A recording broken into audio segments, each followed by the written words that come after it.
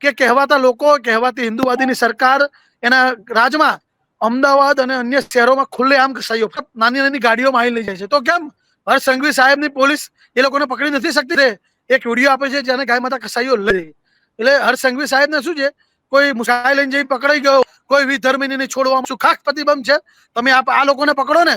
CNCD વિભાગ Ahmedabad municipal કોર્પોરેશનમાં 55,000 ગાય માતા ગુમ છે.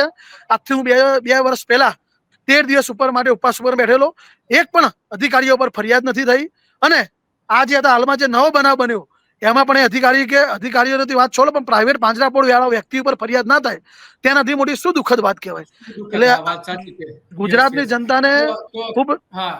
જનતાને ખૂબ સમજવાની જરૂર છે કે કહેવાતી હિન્દુવાદી સરકાર ગાય માતા મૃત્યુ પામી રહી છે. આપણે એવું કહેતા હતા કે 33 કોટી, આપણા શાસ્ત્રોની વાત કરીએ તો સંતો મંતો એવું કહે છે કે આપણા ગાય માતામાં જ્યારે 33 કોટી દેવ દેવતાનો વાસ હોય તો એ ગાય માતા ખતરામાં હોય તો હિન્દુ ધર્મ આનાથી મોટો કઈ સુરક્ષિત હોય?